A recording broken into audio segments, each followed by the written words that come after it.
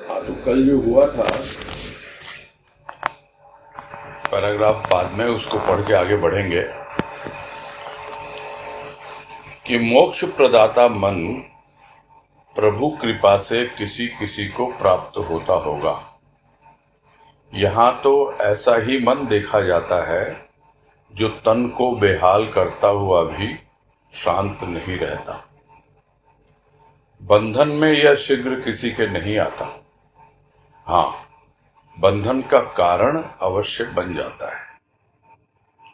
बंधेगा शरीर, मन तो फिर भी चक्कर ही लगाता रहता है। बुद्धि समझाती है, अरे मूर्ख, तूने मेरी एक न मानी, उसी का दुष्परिणाम भोग रहा है ना। मन क्यों मानने लगा? क्योंकि कष्ट भोगता है तन। जब तन को मन के कारण किसी अपराध में दंडित होना पड़ता है तो मन कुछ समय के लिए दुखित होता है, क्योंकि तन का संचालन उसकी इच्छा के अनुकूल नहीं हो पाता। किंतु दंड की अवधि समाप्त होने के पश्चात फिर वही कार्य करवाता है तन से जिसके लिए तन दंडित हुआ था। तो ये दंडित होने वाली बात तो हमने समझी थी, और यह भी समझा हमने कि किसी किसी को प्रभु कृपा से प्राप्त होता होगा। यहां गुरुदेव ने कहा प्राप्त होता होगा, यानी may be, may not be. तो ये एक चांस की बात है, किंतु ज्यादातर तो ऐसा ही मन देखा जाता है। जो कल किसी ने प्रश्न भी किया था कि स्वेच्छा से किया गया कार्य वाली जो बात आई थी, तो मन तो स्वेच्छाचारी है, अपनी इच्छा से ही करता है, लेकिन उसकी इच्छा कहाँ है? वो खुद ही चंचल है। एक मिनट में ये इच्छा करता है, एक मिनट में ये इच्छा करता है। इसीलिए तो मन ऐसा है और तन को बेहाल करता हुआ रहता है, न खुद शांत होता है और शरीर को परेशानी झेलनी पड़ती है और बंधन में आता नहीं है। सही बात है, बंधन का कारण तो बनता ही बनता है, लेकिन जब बंधन का कारण बनता है मन, तो मन खुद थोड़े बंधता है। बंधता तो शरीर है उस वक्त, मन तो फिर भी चक्कर ही लगाता रहता है। जिस प्रकार से उदाहरण लिया गुरुदेव ने कि कुछ ऐसा कार्य मन के वशीभूत होकर किसी ने कर दिया अपने तन के द्वारा, जिससे उसे दंड भोगना पड़े, तो दंड कौन भोगता है? मन क्या भोगेगा? थोड़ी देर के लिए दुखित होता है, और जितनी देर कारावास में रहता है उतनी देर मनमानी उसकी चलती नहीं, लेकिन जैसे ही बाहर निकलता है फिर वैसे ही हो जाता है। तो ये तो कुछ ऐसा अपराध किया तब, लेकिन उसके पहले तो बुद्धि ने समझाया ना उसको कि भाई अरे मूर्ख, तूने मेरी एक न सुनी और उसी का दुष्परिणाम भोग रहा है तू। तो बुद्धि की समझाई हुई बात भी अगर कुछ समझ लेता मन, तो शायद अवस्था कुछ और ही होती।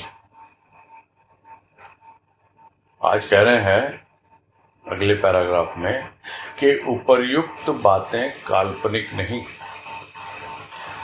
साधारण व्यक्ति भी इन्हें अमान्य नहीं कर सकता। यदि अमान्य करता है तो कहना होगा कि उसका मन नहीं मानता।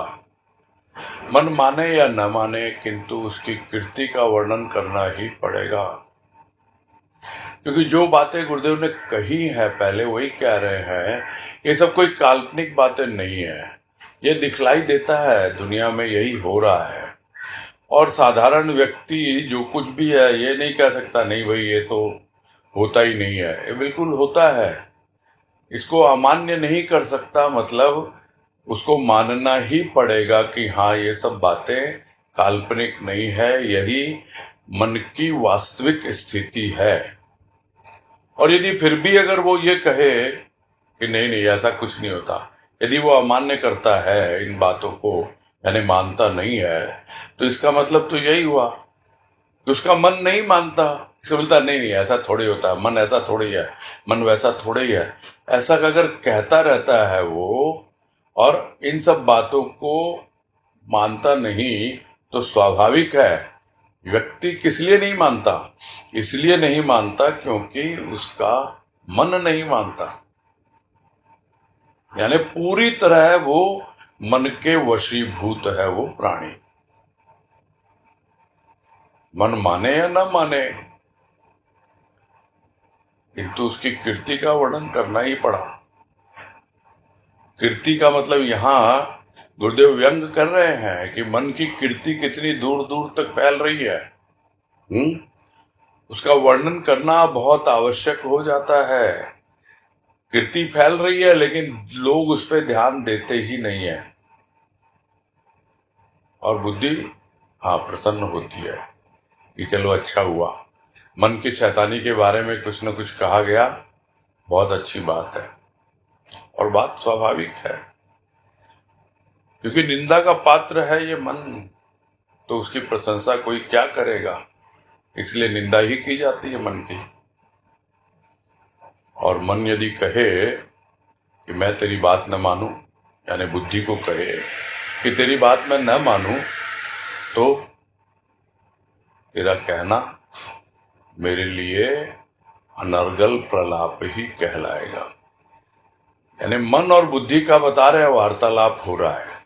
ये बहुत अच्छी बात है, तू माने या ना माने, तू तो शैतान है, तेरी बातें कही गई, तेरी कीर्ति फैल रही है चारों ओर, लोगों तक पहुंच रही है तेरी बातें, और समझ में आ रहा है, तो तेरी निंदा हो रही है, तो निंदा का पात्र है तू, तो प्रशंसा कोई कैसे कर सकता है?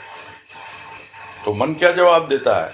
मन कहता है कि मैं तेरी बात न मानूं, अगर न मानूं तो फिर जितना ही तू बोलती रहे, ये सब बकवास ही कहलाएगा।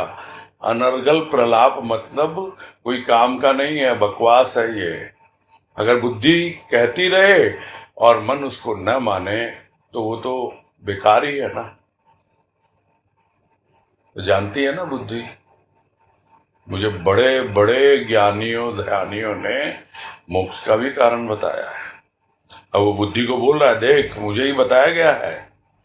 अगर बंधन का कारण बताया गया है मुझे, यानी मन को, तो मुझे ही ज्ञानी ध्यानियों ने मोक्ष का भी कारण बताया है। कितना महत्व है मेरा, सोच ले तू सोच रही है कि मैं कुछ भी नहीं हूं। अरे मैं चाहूं तो एक क्षण में संसार के समस्त प्रलोभनों को लात मारकर मैं मुक्त हो सकता हूं, अगर मैं चाहूं तो। अब देखो कितना ज्यादा इसको हम कहते हैं हवा में उड़ रहा है मन, हवाई किले बना रहा है कि मैं चाहूं तो एक क्षण में संसार के समस्त प्रलोभनों को लात मारकर मुक्त हो सकता हूं। अरे भाई चाहूं तो चाहते क्यों नहीं? ये सब अपने आप को बहला रहा है और बुद्धि के सामने तर्क वितर्क कर रहा है मन, और कुछ नहीं कर रहा। और यही कह रहा है अभी तो बंधनों के कार्यों का खेल खेल रहा हूं मैं। अरे मैं तो खेल खेल रहा हूं, अभी तो मैं नाटक कर रहा हूं। मैं बस देखो यूं चुटकी बजाई और मैं बिल्कुल मुक्त हूं इन सारे बंधनों को लात मार करके। जो भी प्रलोभन मेरे सामने आते हैं उन सबको मैं दरकिनार करके बिल्कुल एकदम मुक्त हो सकता हूं। यानी अपना महत्व बता रहा है कि ज्ञानी ध्यानी बोलते हैं मेरा महत्व, और बुद्धि तू समझ नहीं रही है मेरा महत्व, और मुझे दोष दे रही है कि मैं निंदा का पात्र हूं। कोई बात नहीं, देख समझ ले मैं क्या क्या कर सकता हूं, कैसे कैसे खेल दिखला सकता हूं। आगे कह रहे हैं बुद्धि चित्त अहंकार यदि पूर्ण सहयोग न दें तो मोक्ष की तो केवल बातें ही हैं। मन का यह कहना भी कि मैं खेल खेल रहा हूं निरर्थक कथन होगा। तो मन को यदि सहयोग न देना, बुद्धि चित्त और अहंकार, और सहयोग भी पूर्ण सहयोग, तो शुरुआत भी मन से ही होती है। और यह मानवीय बात है कि जहां से शुरुआत होती है वहीं पर ही अंत होता है, क्योंकि सूक्ष्म का रास्ता शुरू होता है मन से। मन उसका दरवाजा है, यह हमने बहुत बार समझने की कोशिश की और हम सब जानते भी हैं। सूक्ष्म में प्रवेश करने के लिए मन से ही सबसे पहले हमें 2-4 हाथ करने होते हैं, यानी मन को ही समझना होता है, समझाना होता है, या जो कुछ भी इलाज करना है, मानसिक बीमारी है सबको, उसका इलाज मन के साथ करेंगे तब हम धीरे धीरे आगे बढ़ेंगे। तो मन से शुरू हुआ, बुद्धि चित्त अहंकार तक पहुंचा, और जब सब कुछ शुद्ध होता हुआ चला जाता है, यह भी बताया है हमारे ऋषि मुनियों ने, ज्ञानी ध्यानियों ने, कि मन में क्या है, मन में मैल है, गंदगी है, और इसीलिए उसको गंदगी अच्छी लगती है और उसी में लिपटा रहता है मन। किंतु यदि मन का मैल दूर हो जाए या दूर होना शुरू भी हो जाए, तब कम से कम कुछ अंश मन का साधना की ओर लगता है, जिसको साधक मन कहा जाता है। और वही साधक मन धीरे धीरे बुद्धि से परामर्श करता है। यह जो बाधक मन है, जो बुद्धि की सुनने को तैयार ही नहीं है, तो साधक मन परामर्श करता है बुद्धि की, और बुद्धि में भी क्या है, भ्रम है, ये बताया गया है। तो जितना भी हमारा भ्रम का निवारण हो चुका है, यानी हमारा विवेक थोड़ा बहुत तो जागा हुआ है, उसकी सहायता से हम और आगे बढ़ते हैं। तो धीरे धीरे मन निर्मल होता है, बुद्धि का भ्रम दूर होता है। उसके बाद आती है चित्त में। चित्त में कहा चंचलता है, तो चित्त की चंचलता तब आती है, और चंचलता धीरे धीरे कम होती है। फिर आता है अहंकार, और अहंकार में आवरण है। आवरण है यानी पूरी तरह से ढका हुआ है। अब बातें चल रही हैं तो एक उदाहरण से हम बहुत अच्छी तरह समझ सकते हैं, और वो उदाहरण है कि जैसे हमारे अंतःकरण में जो हमारी अंतरात्मा या आत्मा, उसका सूर्य चमक रहा है। उस सूर्य को सीधे सीधे कोई देख नहीं पाता, सीधा दर्शन हो ही नहीं सकता। जो परमात्मा रूपी आत्मा या आत्मा रूपी परमात्मा जो हमारे भीतर विराजमान है, तो उसको देखा जाता है एक जल में। और वो जो जल है, यदि उसके ऊपर में काई जमी हुई है यानी मैल जमा हुआ है, तो वो मन की अवस्था का वर्णन करता है। तो हमें जो सूर्य चमक रहा है आकाश में, उसका प्रतिबिंब दिखलाई नहीं देगा। फिर यदि देखने वाला है, उसको ठीक से समझ में ही नहीं आ रहा कि वास्तव में सूर्य होता कैसे है, कैसा नहीं होता है, वो भ्रमित है। वो बाहर की चीजों में ही समझ लेता है कि ये भगवान तो ऐसा होता है, ऐसा होता है, परमात्मा ऐसा होता है, आत्मा ऐसा होता है या नहीं होती है, जो भी। तो इस ढंग से उसके भ्रम का निवारण नहीं होता है। तो भ्रम का निवारण जब तक नहीं होता है, तब तक बुद्धि क्लियर नहीं होती है। उसके बाद चंचलता, यानी चित्त में यदि चंचलता है, यानी लहरें उठ रही हैं उस जल में, तो उस जल में यदि लहरें हैं तो भी स्वाभाविक है, सूरज कितना ही चमक ले ठीक से दिखलाई नहीं देगा, हिलता डुलता ही रहेगा वो। और अहंकार पर आवरण है, यानी कि जो सूर्य चमक रहा है आकाश में, उसके सामने यदि बादल आ जाए तो वो आवरण का रूप ले लेता है। तो फिर हमारे मन की निर्मलता, बुद्धि का भ्रम और चित्त की चंचलता भले ही ठीक हो गई हो, लेकिन अहंकार का आवरण भी उसका दर्शन नहीं करने देता। तो संक्षेप में इस उदाहरण से हम समझ सकते हैं कि जब तक बुद्धि, चित्त और अहंकार का पूर्ण सहयोग नहीं मिलता मन को, यानी मन से शुरू हुआ, अहंकार तक गया, और फिर जैसे ही अहंकार में प्रकाश आया, वो शुद्ध प्रकाश जो अहंकार की शुद्धता है, वो धीरे धीरे जब हमारे मन में आता है तो कम से कम मन का उतना हिस्सा हमेशा शांत हम प्रतीत करते हैं, और दौड़ दौड़ के हम वही जाना चाहते हैं मन के हिस्से में।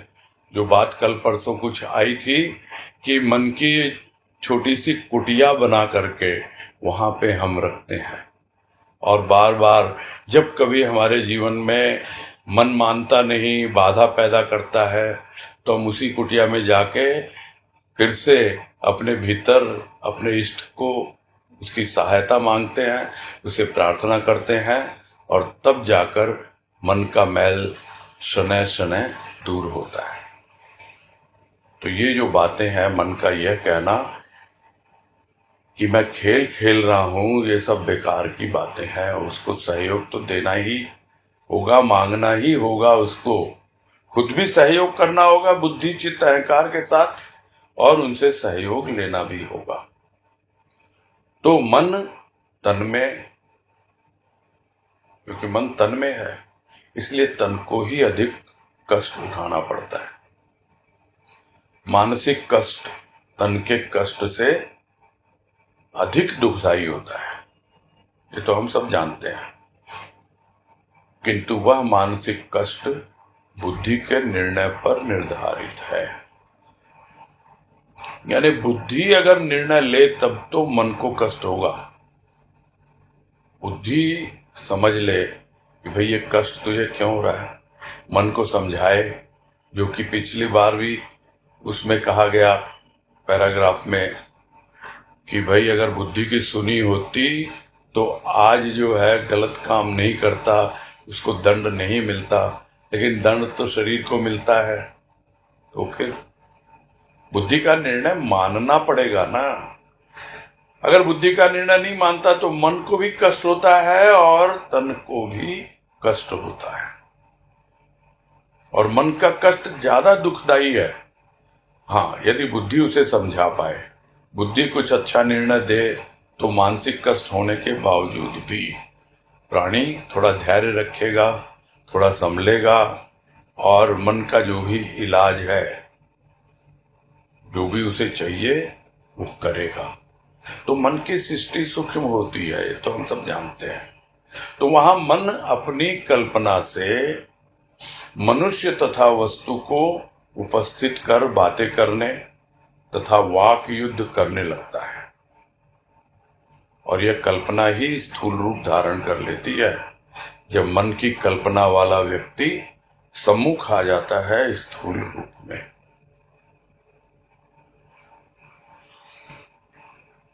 इस 4 लाइन, यू लिखने में 4 लाइन है लेकिन एक ही लाइन है ये, और इसमें इतना सुंदर ढंग से गुरुदेव ने बताया है, और हमें समझना होगा ये कि गुरुदेव क्या कहना चाह रहे हैं। कि मन अपनी कल्पना से, यानी कल्पना करता है वो, और किसको प्रस्तुत करता है, जिस किसी व्यक्ति को या वस्तु को जिसके बारे में वो सोचता है। तो कल्पना किसकी कर सकता है कोई?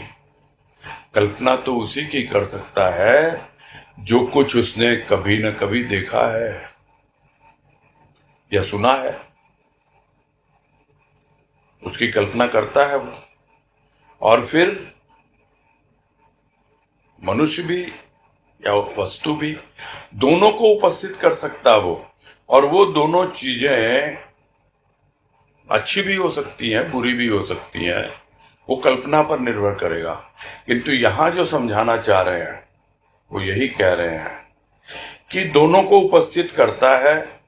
वास्तव में उपस्थित नहीं होती दोनों चीजें, न वस्तु और न व्यक्ति, दोनों ही वहां नहीं होते हैं, और दोनों से वो मन ही मन बहसबाजी करने लगता है। यानी कुछ उसको बोल रहा है, कुछ उसको बोल रहा है, वस्तु को लेके व्यक्ति को बोल रहा है, व्यक्ति को लेके वस्तु को बोल रहा है, या उनसे वार्तालाप और वाक युद्ध आपस में करने लगता है। और यह कल्पना ही स्थूल रूप धारण कर लेती है। कब कर लेती है? जब मन की कल्पना वाला व्यक्ति सम्मुख आ जाता है स्थूल रूप में। अब एक छोटा सा उदाहरण लेके समझेंगे इसको, कि जिस प्रकार से हमारी किसी से बहस हो गई, किसी ने हमको कुछ कह दिया और हमारा मन उसमें खिन्न हो गया, हम मुंह पे तो कुछ जवाब दिए नहीं और हम शांत होके बैठ गए, सोचे चलो कोई बात नहीं है, सहन कर लेते हैं, तो बात आई गई हो जाती। लेकिन मन ने क्या किया? मन फिर सोचने लगा उस बात को, अरे उसने मुझे ऐसा कहा, और कल्पना में वो वाद विवाद के द्वारा पूरा, अच्छा उसने मुझे ऐसा कहा, मैं उसको ऐसा कहूंगा या ऐसा कहता हूं, और फिर उससे बहसबाजी भीतर ही भीतर, वो अगर ऐसा बोलता है तो मैं ऐसा कहूंगा, वो अगर ऐसा कहता है, यानी दोनों के डायलॉग अपने आप ही मन काल्पनिक रूप में करने लगता है। और जब मन की कल्पना वाला व्यक्ति उसके सामने आता है तो फिर वही चीजें वो दोहराता है, तो वो चीजें स्थूल रूप धारण कर लेती है। यानी वो जो कल्पना उसने बहसबाजी की थी, वो वास्तव में उस वक्त बहसबाजी में उतर जाता है। और यदि उस वक्त उसने सोचा विचारा नहीं होता, पूरा शांत अपने आप में हो गया होता, तो भले ही दोबारा वो व्यक्ति उसके सम्मुख आए तो कुछ नहीं होता। और दूसरी तरह भी होता है। तो वाक युद्ध करने का मतलब यहां पर यही है कि बहसबाजी, वाद विवाद या कुछ भी जब करने लगता है कल्पना में, और धीरे धीरे वही कल्पना जो है उसकी स्थूल रूप धारण कर लेती है। यानी चाहे वो अच्छी कल्पना हो या बुरी कल्पना हो। तो स्वप्न जगत में भी यही मन सूक्ष्म शरीर को नाच नचाता है। स्वाभाविक है, स्थूल शरीर तो शिथिल हो गया। जब निद्रा में गया, सोने के लिए गया, तो ठीक है, मन इतना प्रसन्न नहीं है, सोच रहा है दिन भर क्या किया मैंने, क्या नहीं किया। कभी एक करवट बदलता है, कभी दूसरी करवट बदलता है, फिर भी जैसे तैसे करके अपने शरीर को थोड़ा सा शिथिल कर लेता है। लेकिन ये मन, यह तो सूक्ष्म शरीर है, यह इतनी जल्दी शांत होता है क्या? यह स्वप्न दिखलाता है, और स्वप्न दिखलाता है तो किसको नचाता है वहां पर? स्थूल शरीर तो शिथिल हुआ है। जो सूक्ष्म शरीर है वो कल्पना के द्वारा, वो सूक्ष्म शरीर हमने बना लिया फिर भीतर, और स्वप्न जगत में वो कल्पना देखता है। तो स्थूल शरीर तो थक गया इसकी कृपा से, यानी मन ने दिन भर थका दिया, ऐसी कृपा की मन ने इस स्थूल शरीर पर, वो तो थक गया। किंतु मन शांत रहने वाला नहीं, रहता ही नहीं है। तो उसने प्रवेश किया स्वप्न जगत में और मनमानी करने लगा सूक्ष्म शरीर के साथ, और उसको ही अवचेतन मन कहा जाता है। चेतन मन या जागृत मन वो होता है जब हम वाकई जागे हुए शरीर से होते हैं, आंखें खुली होती हैं, और हम कर्मेंद्रियों, ज्ञानेंद्रियों के द्वारा जो कुछ भी मन तक पहुंचाते हैं, वो मन उसी के अनुसार कार्य करता है। वो तो जागी हुई अवस्था है, यानी चेतन मन की अवस्था है।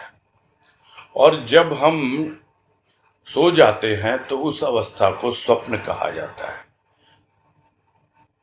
तो हमारे पूर्वजों ने समझाया है, 3 अवस्थाएं होती हैं साधारण प्राणी के लिए। एक है जागृत, एक है स्वप्न, और एक है सुषुप्ति।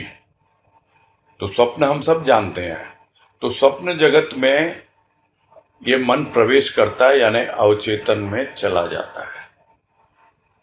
सुषुप्ति का मतलब होता है गहरी नींद, यानी हम एकदम गहरी नींद में होते हैं।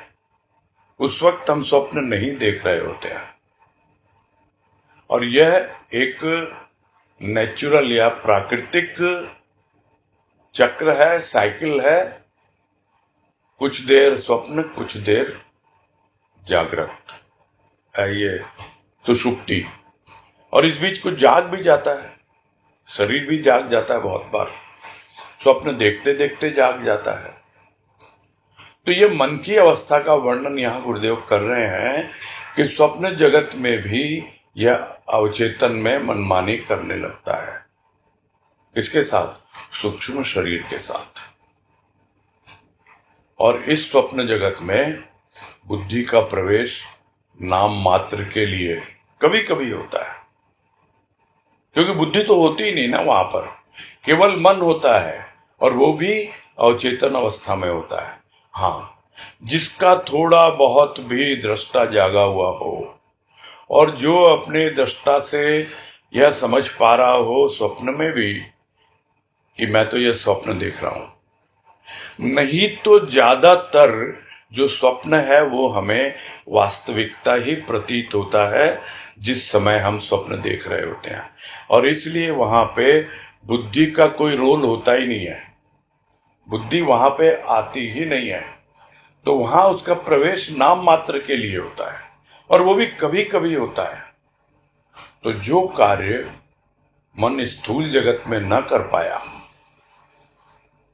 किसी कारणवश, उसे वह स्वप्न जगत में करता देखा जाता है, और उसी को कहते हैं कि जो भी हमने दिन भर किया, या जो भी हमारा लक्ष्य है, जो भी हमारा उद्देश्य है, हम यदि दिन के वक्त उसको पूरा नहीं कर पाए या जागते हुए नहीं कर पाए, तो हम स्वप्न में करते हैं या स्वप्न में पूरा करने की कोशिश करते हैं। अब आजकल तो एक नया ही स्लोगन चला हुआ है, ये जो नई जनरेशन है उसमें आप सब लोगों ने सुना होगा, और ये कि डोंट स्टॉप ड्रीमिंग, यानी स्वप्न देखना मत छोड़ो। लेकिन लोग समझ नहीं पाते इसका अर्थ। इसका अर्थ इतना ही है कि जो स्वप्न आपको देखते हो तो बंद आंखों से देखते हो, तो डोंट स्टॉप ड्रीमिंग, यानी क्या आप अपने स्वप्न को बुद्धि के द्वारा बंद कर सकते हो या बुद्धि के द्वारा जारी रख सकते हो? यह अपने वश में होता ही नहीं है जब हम सो रहे होते हैं। यह जिस स्वप्न की बात होती है वो खुली आंखों से देखा गया स्वप्न होता है। एक बंद आंखों का सपना है जिसपे हमारी बुद्धि का कोई कंट्रोल नहीं है, और एक खुली आंखों का सपना है जिसपे बुद्धि हमारी काफी हद तक कंट्रोल कर पाती है, यदि हमारी बुद्धि में विवेक हो। और तब जो बुद्धि स्वप्न दिखलाती है उसी के बारे में कहा जाता है कि डोंट स्टॉप ड्रीमिंग, यानी कि आप अपना लक्ष्य निर्धारित कीजिए और उस लक्ष्य को पूरा करने के लिए कल्पना कीजिए और तरीके ढूंढिए किस तरह से। तो जो सत्संग में है, जो प्रभु की भक्ति में लगे हुए हैं, उनको भी जागते हुए कम से कम ये विचार जरूर करना चाहिए कि मैं अपने लक्ष्य तक कैसे पहुंचूं। और यदि वो अतृप्त इच्छाएं उसकी रह जाती हैं दिन में किसी कारणवश, तो हम अक्सर देखते हैं अवश्य ही वो स्वप्न जगत में उन इच्छाओं को पूरा होते हुए पाता है, या कुछ हद तक पूरी होती है। यानी कम से कम हम स्वप्न में तो अनुभव कर पाएंगे। गोपियों के बारे में सुना है, और एक भजन भी हम लोग सुनते रहते हैं, आपने सुना है कि नहीं, कि रात श्याम सुपने में आयो, दहिया पी गयो सरारा। पता नहीं, मैंने भजन सुना है। यानी स्वप्ने में आकर के दही पी के चला गया श्याम। क्योंकि दिन में वो गोपी चाहती थी कि श्याम आए उसके घर में और वो उसका दही पी के चला जाए, किंतु वो उसे कर नहीं पाई दिन में, या श्याम की उसके ऊपर दया नहीं हुई, कृपा नहीं हुई और उसके घर में पदार्पण नहीं हुआ। तब वो स्वप्न में देखती है कि रात श्याम सपने में आयो। तो यदि किसी कारणवश वो स्वप्न जगत में, स्थूल जगत में पूरा नहीं कर पाता है प्राणी, तो स्वप्न जगत में उसे पूरा करता हुआ देखा जाता है। तो हम भी देखें वैसे ही, दिन में कोशिश करें, स्वप्न देखें तो कम से कम रात को तो पूरे हो। अब यदि गुरुदेव की कृपा से दो शब्द कहे जाएं ऐसे, तो यह कोई किसी भी प्रकार की, क्या कहें, अहंकार का प्रदर्शन नहीं होगा, अतिशयोक्ति नहीं होगी, कि बहुत बार हुआ है ऐसा, मेरे साथ हुआ है कि कोई वाणी समझ में नहीं आई, रात को बैठ के पढ़ रहे हैं, भावनी जर्नी नहीं समझ में आई, वो वाणी सोचते सोचते, चिंतन मनन करते करते आप सो गए, और नींद में अपने आप स्वप्न में पता नहीं कैसे वो वाणी खुल रही है। तो ये आपकी इच्छा शक्ति होती है जो वो स्वप्न में भी काम करती है। ऐसा नहीं है कि दिन में ही, जागते में ही, जागृत मन में ही काम करेगी। हाँ, जागृत मन में जो अतृप्त रह गया वो आपके अवचेतन मन में, यानी स्वप्न की अवस्था में जरूर मन पूरा करने का प्रयास करता है। तो जिस कार्य को मन पसंद करता है उसे वह बड़े उत्साह से करता है, उसके परिणाम की ओर ध्यान नहीं देता, ये तुम जानते हैं। देता है तभी जब बुद्धि उसकी सहायक होती है।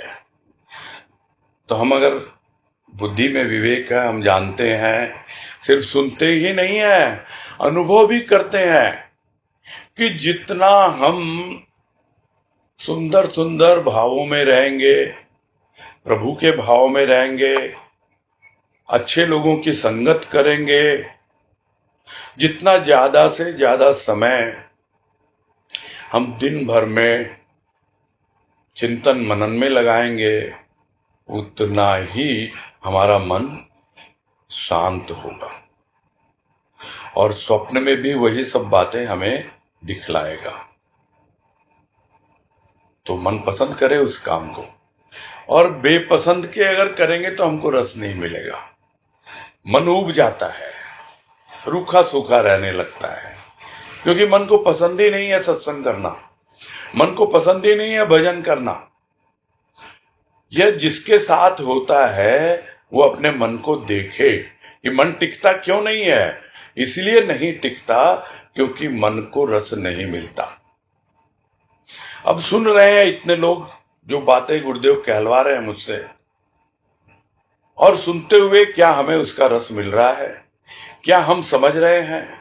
बहुत से लोग तो यह सोच रहे होंगे, भाई ये तो बिल्कुल ऐसी ऐसी बातें बोल रहे हैं जैसे हमारे लिए ही कुछ आक्षेप कर रहे हो, हमारा मन जैसे सूक्ष्म से देख पा रहे हो।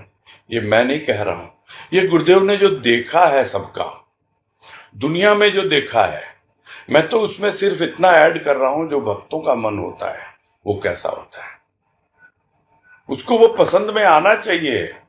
सिर्फ एक फॉर्मेलिटी के रूप में, एक शिष्टाचार के रूप में हमको भजन सत्संग या नाम के लिए चिंतन मनन और ये सब करने की आवश्यकता नहीं होती है, और करते रहे हम, और हमारा मन ही बताएगा।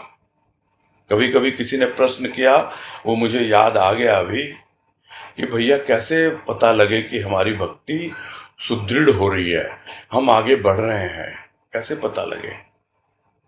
तो गुरुदेव कृपा से यही कहा गया, उसकी पहचान तुम्हें मानसिक शांति से होगी। तुम्हारा मन जितना शांत रहना हो शुरू कर देगा और शांत रहेगा, उतना ही हम मान लें कि हाँ, हम प्रभु की भक्ति के योग्य हैं और प्रभु हमें अपना रहे हैं, बस। और ये सब जो देखता है ना, तो मन में बड़ा उत्साह आता है, यही कह रहे हैं, मन पसंद करता है उस कार्य को तो उत्साह से भर जाता है वो, फिर परिणाम की ओर ध्यान नहीं देता है। बुद्धि सहायक होती है, तभी ध्यान देता है कि भाई देख देख, खाली सत्संग से नहीं हुआ, घर परिवार में तुझे भोजन भी बनाना है, तुझे काम धंधा भी करना है, तुझे कमाना भी है, परिवार का पालन पोषण भी करना है। ये सब बातें कौन बताता है? बुद्धि बताती है। और नहीं तो परिणाम की ओर ध्यान देता ही नहीं है, बस इतना डूब जाता है, इतना खो जाता है, वो भी उचित नहीं है।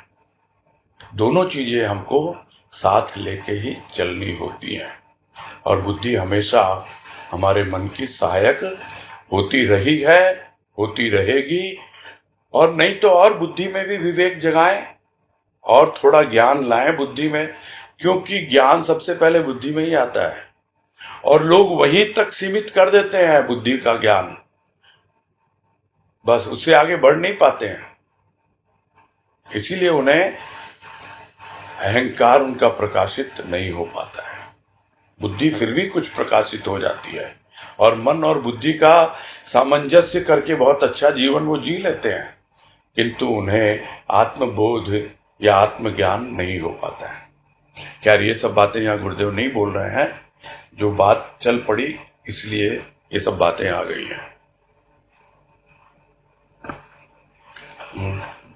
पलट के देखें, आज तो पूरा होगा नहीं है, तो फिर मुझे लग रहा है कि आज क्योंकि समय पर ही गुरुदेव की कृपा से शुरू हो गया, तो हम यही इसको संपूर्ण करेंगे, फिर कल लेंगे आगे का।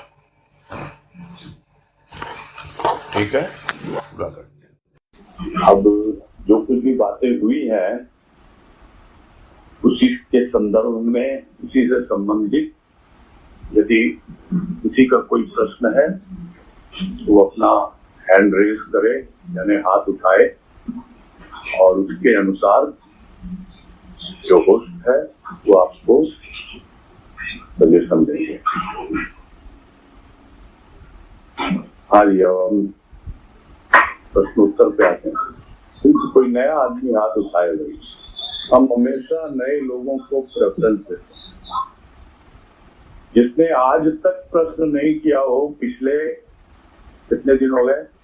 8-9, आज 9वां दिन है। नवरात्रि हो रहे हैं हमारे पूरे। बीच में एक दिन थोड़ा सा कम रह गया, तो वो कल पूरा कर देंगे हम, यानी 8:30 और 9 मिला के तब हो जाएंगे पूरे। कल पूरे 10 हो जाएंगे। मैं करूंगा रिक्वेस्ट कि वो आए।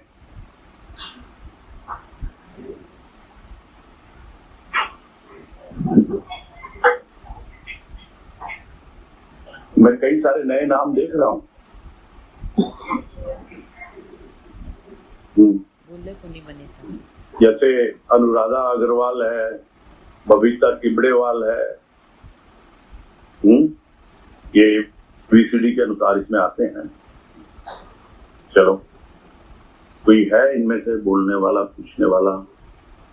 भैया जी, मीना जटवाल जी, इनका हाथ उठाए गए थे। हाँ, मीना जाट वाला। हाँ हाँ, ठीक है। ये एक जन ने अब वीडियो रखा चालू, आपने देखा था क्या? भाई वीडियो बंद रखी है ना? हाँ बोलिए मीना जी। एक मिनट म्यूट खोल दो भाई। हेलो, हाँ बोलिए मीना जी। हाँ, मैं पवन बोल रहा हूँ मीना के मोबाइल से। मेरे को समझने का था मन और चित्त में क्या फर्क है। अच्छा अच्छा, अज्ञानता के कारण मन और आप अपना स्पीकर बंद करिए प्लीज। आप अपना स्पीकर जो है बंद करिए। अभी स्पीकर पे सुन रहे होंगे ना आप, तो स्पीकर बंद करके तब बोलिए आप, यानी नॉर्मल वे में जैसे फोन अटेंड करते हैं उस हिसाब से बोलिए। बोलिए। हेलो, हाँ जी पवन जी, आवाज नहीं आ रही आपकी? चलो, और कौन है?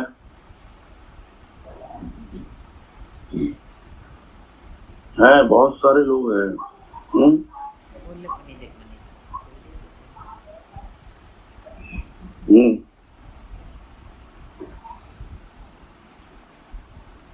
ये इन्होंने म्यूट उनका- खोल रखा है। उनका ऑन शिमला कर जी लूँ का मैं शिमला मीना उनका से। कौन? Hello hello. हाँ बोलिए। हाँ भैया। हाँ बोलिए बोलिए। हाँ, मन और चित्त में हाँ, डिफरेंस बोलिए। पूछना चाहता हूँ। मन और चित्त में क्या फर्क है? ये अपना 143 का पहला सेकंड पैराग्राफ में आपने बताया था, बुद्धि चित्त अहंकार यदि पूर्ण सहयोग न दे तो मोक्ष की तो कल्पना ही की बातें हैं। हाँ जी। तो इसके मन और चित्त का जो डिफरेंस पूछना होता था। है, मन और चित्त का डिफरेंस बड़ा लंबा चौड़ा होता है। कम के लिए शॉर्ट में अगर समझना है तो ये है कि मन में विचार उठते हैं और चित्त में संस्कार होते हैं। जो बात हुई थी अवचेतन मन की, तो अवचेतन मन जो है उसका एक हिस्सा जो है, जो चेतन मन है उससे जुड़ा रहता है संस्कारों के रूप में, और उसका दूसरा हिस्सा जो है वो चित्त से जुड़ा रहता है, जो संस्कार हमारे चित्त में एकत्रित है। संस्कार चित्त में छिपे हुए हैं, वो पूर्व जन्म के संस्कार हैं। तो जितनी बातें हमको अच्छी लगेंगी, मन को अच्छी लगेंगी या बुरी लगेंगी, यानी जो ये संस्कार हैं वो अवचेतन में जाते हैं और अवचेतन से फिर वो चित्त में पहुंच जाते हैं। ये तो हुआ बाहर से भीतर की यात्रा, और दूसरी यात्रा है भीतर से बाहर की। यानी चित्त में जो संस्कार हैं वो अवचेतन मन के माध्यम से बाहर प्रकट होते हैं और धीरे धीरे चेतन मन तक पहुंचते हैं। यानी जिस तरह बैंक में लेन देन होता रहता है, तो एक उसमें अकाउंट होता है करंट अकाउंट, तो मन जो है वो करंट अकाउंट है। रोजमर्रा की जिंदगी में हमारे जो भी काम आने वाली चीजें हैं, जो विचार है मन के, उसके लिए है। और दूसरा जो होता है फिक्स डिपॉजिट, यानी जो उसमें हमको काम का लगता है, जो हमने थोड़ी बचत कर ली, यानी विचारों में जो विचार हमें अच्छे लगे और हमें लगा कि हाँ वो भविष्य में हमारे काम के हैं, तो हमने उनको उठा के रख लिया, यानी फिक्स डिपॉजिट कर दिया। तो चित्त में जो संस्कार है विचारों के रूप में फिक्स डिपॉजिट के रूप में है। तो संक्षेप में तो मेरे समझे यही है मन और चित्त में अंतर। हाँ, क्लियर हुआ क्या पवन जी? अच्छा, आपका वापस म्यूट कर लिया आपने। क्लियर हुआ क्या आपको? हेलो। हाँ क्लियर हुआ भैया। बात पूरी नहीं हो। हाँ हाँ भैया क्लियर हो गया। अब म्यूट कर। हाँ भैया क्लियर हो गया। अच्छा अभी ओके ओके। अभी किसका हाथ आ रहा है? सुशील। सुशीला चौहान आंटी के पास। उनका चलो, आने अनम्यूट दो। करूँगा। हाँ कर दो, अनम्यूट कर। कहाँ से बोलेंगे? हाँ बोलिए। हाँ हरिओम भैया, ये जो जिस तेजा की ये बात कर रहे थे अभी कि बुद्धि चित्त अहंकार यदि पूर्ण सहयोग न दें तो मोक्ष की केवल बात ही रहती है। तो इसमें बात आई ना कि जैसे मन में मलिनता रहती है और है ना बुद्धि में भ्रम रहते हैं और चित्त में चंचलता रहती है। तो बिंब देखते हैं तो देखा तो आत्मा का प्रतिबिंब जल में दिखलाई देता है, लेकिन जल पे काई हो तो वो नहीं दिखलाई देगा, और यदि है ना उस पे बुद्धि में आवरण हो तो भी वो नहीं दिखलाई देगा। वो जल हिल रहा है तो भी नहीं दिखलाई मन देगा। पे तो ये तो नीचे की अवस्था हो गई। मन हाँ, मन में मलिनता है। में आवरण। हाँ, तो वो अहंकार जिसमें का आवरण चंचलता है। देखो सूर्य पर बादल। हाँ हाँ जी। हाँ, बादल लेकिन है, आवरण वो जो है। बाद में कह रहे हैं ना कि क्यों? हाँ वो आवरण तो जैसे हाँ, तो वो आवरण कैसे हटेगा? जैसे नीचे की बाकी चीजें तो चित्त है, मन है, बुद्धि है, ये तो स्थूल में हो गया चित्त। प्रतिबिंब दिख रहा है, लेकिन आवरण अहंकार का वो तो उसके ऊपर है।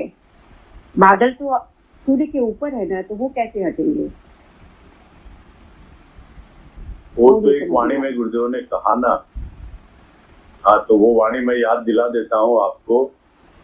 वो वाणी है जिसमें गुरुदेव ने कहा, एग्जैक्ट वाणी तो याद नहीं, उसका भाव यही है कि जो मन में मलिनता और बुद्धि में भ्रम है, वो फिर भी इष्ट की कृपा से और सत्संग के द्वारा दूर हो सकती है।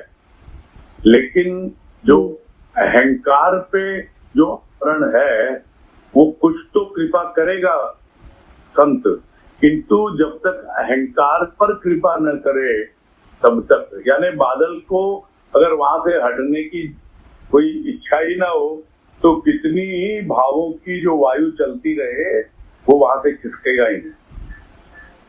तो भाव की वायु और कुछ इस प्रकार से चले ताकि वो बादल जो है वो सूरज के सामने से हट जाए, तब जाकर के आप उस आत्मरूपी सूर्य का दर्शन कर पाएंगे। ठीक है, यही है संक्षेप में। समझ में आ गया। ठीक है भैया, समझ में आ गया। ठीक है, ओके। हाँ, तनुश्री भी आ गई, बोलो भाई। खोल लो। जी भैया। अब कोई और है नहीं, हाँ, किसी को है नहीं जल्दबाजी। हाँ, मैंने तो कितना इनवाइट कर लिया था। म्यूट हटा दो इनका। उनका म्यूट ही नहीं हटा भैया जी। है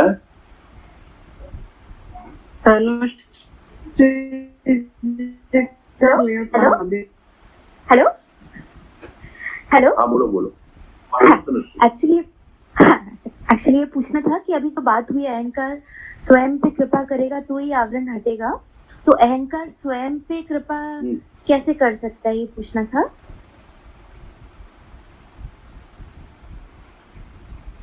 देखो, मन पे कृपा बुद्धि करेगी तो थोड़ा थोड़ा मन समझेगा, और मन अपने ऊपर कृपा करे, थोड़ा इष्ट की कृपा होती है, थोड़ी अपनी कृपा होती है, तो ये तो चलता रहता है। अहंकार में कुछ न कुछ हिस्सा तो शुद्ध होता है ना।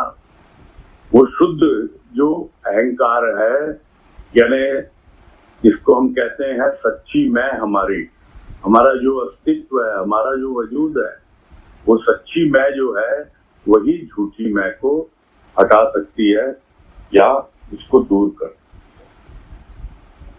यही है कि अहंकार अपने पे कृपा करे, यानी सच्ची मैं जो है, जितनी भी हमारी सच्ची मैं जागी है प्रभु की कृपा से, वो झूठी मैं को दूर करे, यानी अपने ऊपर ही कृपा करनी है। वहां पे इष्ट की कृपा बहुत कम काम आती है। बोलो, हो गया? ठीक है। हाँ, तो जवाब मिला नहीं? वो है नहीं भैया जी, वो म्यूट परमिशन। हाँ, तो अनम्यूट करने से सुनेगा ना। फिर मैं कंफर्म करना चाहता हूँ ना कि हाँ भाई हुआ कि नहीं। हाँ, हेलो जी भैया जी। हाँ, समझ में आ गया। हाँ, एक्चुअली बस ये पूछना था, जैसे सच्ची में है वो, मतलब भक्त जो होता है ये अपनी एक नई आइडेंटिटी बनाता है, अपनी नई पहचान की मैं प्रभु का भक्त हूँ, तो ये उसकी सच्ची में है। हाँ, कुछ हद तक है, 100% नहीं है। 100% तो उसकी जो सच्ची मैं है वो अलग होती है, वो तो ज्ञान के द्वारा आती है। भक्ति के द्वारा मैं जो है डूबती है, और ज्ञान के द्वारा वो उसकी जो सच्चाई है, सत्यता जो है मैं की, वो प्रकट होती है। खैर, ये बहुत डीप टॉपिक है, बहुत गंभीर गहन विषय है।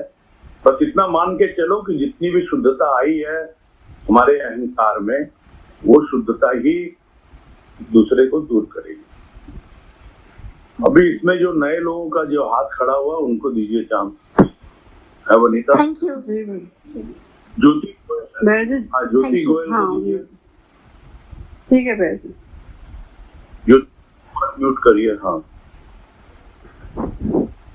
Hello hello. बोलिए ज्योति। हाँ भैया, वो स्वप्न में मन स्थूल शरीर को मैं चाहता है तो स्थूल शरीर कैसे थकता है?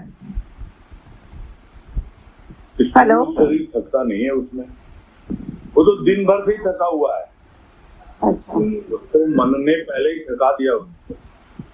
अच्छा। यहाँ जो गुरुदेव कह रहे हैं ना, वो तो पहले ही थका हुआ है ना, वो तो अभी किसी लोग पहले ही, तभी तो जाके नींद में आया ना। हाँ, ये है कहने का। अच्छा,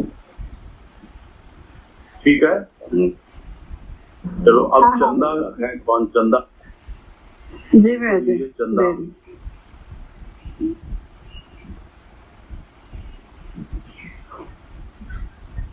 इनका म्यूट कर दो ज्योति जी का। हाँ भैया। और चंदा का ऑन कर दो। हाँ चंदा जी, मैंने पहचाना नहीं आपको, बताइएगा। अनम्यूट करो भाई। भैया जी कर दी हूँ, फिर भी नहीं हो रही है कभी कभी। नहीं, उनको खुद को करना पड़ेगा ना फिर, शायद। आप अनम्यूट कर दो। वो भी अनम्यूट कर। हाँ, हुआ ना? जी भैया। बोलिए चंदा जी। बोलिए। हेलो, बताइए जरा, आपका म्यूट हट गया है, आप बोल सकते हो अभी। अभी आपकी आवाज सुनाई देगी हम।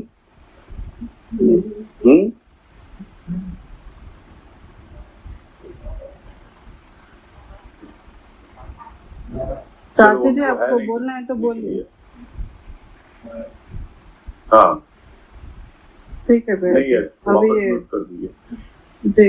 अब कौन रह गया? अजब रह गए, इनको दीजिए। जी भैया जी।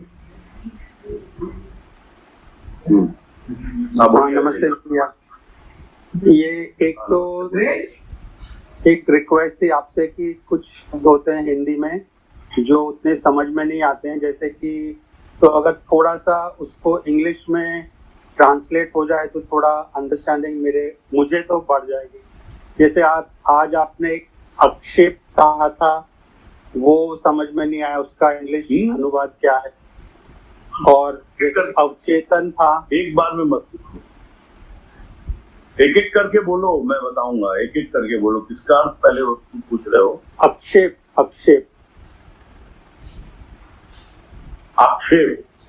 हाँ, आक्षेप का मतलब होता है ब्लेम करना। ओके, ठीक है। और एक अवचेतन था, दैट इज सबकॉन्शियस माइंड। अवचेतन, दैट इज सबकॉन्शियस। हाँ, सबकॉन्शियस, वो तो मैं बोला भी, मैंने बोलता भी रहता हूँ सबकॉन्शियस। हाँ, और ओके। और एक खाली मतलब ऐसे अगर आप थोड़ा सा है ऐसे मतलब आगे भी जब भी आपका होगा प्रवचन, अगर मतलब थोड़े से जो शब्द आप अगर इंग्लिश का हो जाए अनुवाद उसी समय तो अच्छा रहेगा, ऐसा रिक्वेस्ट है आपसे। और नहीं, वो देखो कुछ होते रहते हैं लेकिन 100% नहीं हो पाता है। हाँ जी, है ना? हाँ जी। 100% नहीं हो, और मैं अगर उसी पे फोकस करना शुरू कर दूं तो फिर मेरा जो फ्लो है ना, हाँ जी, वो थोड़ा सा डिस्टर्ब हो जाएगा। मैं कोशिश करता हूँ, आपने देखा भी होगा। हाँ जी, इंग्लिश के जो वर्ड्स हैं उससे हाँ, वो कोशिश करता हूँ मैं रखने की। हाँ जी। चलो कोई बात नहीं है भैया। नमस्ते भैया। कौन? उषा को पूछना था। हाँ भैया नमस्ते, मैं उषा बोल रही हूँ। हाँ बोलिए। हाँ जी, आपने आज कहा कि ज्ञान को बुद्धि में मतलब हमें डालना चाहिए, तो ये लाइन मुझे समझ में नहीं आई कि पहले